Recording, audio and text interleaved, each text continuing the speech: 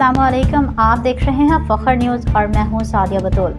सबसे पहले शामिल करते हैं आज की अहम खबरें। Muzaffarabad bureau chief Punjab GS Ayub की रिपोर्ट के मुताबिक भिंबर के मारूफ कानूनदान मिर्ज़ा नवाज जराल एडवोकेट के सफ़ाकाना कत्ल पर तंजीम जराल राजपूत, पाकिस्तान और इंटरनेशनल के मरकज़ी सदर Mirza Nasir Mahmood Jarral, chief organiser Mirza Masood Jarral, senior नाहिब सदर शब्बीर कमर जराल, मरकज़ी सेक्रेटरी जनरल साजिद अजीज़ जराल, मरकज़ी नायब सदर मिर्ज़ा आज़ाद जराल UK, मरकज़ी नायब सदर डॉक्टर सुहेल जराल पुर्तगाल, मरकज़ी नायब सदर रफ़ीक जराल बहरीन, सेक्रेटरी इत्तलात मिर्ज़ा औरंगज़ेब जराल, मुफ्ती ज़फ़र जराल और प्रोफेसर अब्दुल रहमान जराल ने पुरज़ोर मज़म्मत करते हुए रंज व गम का इजहार किया है।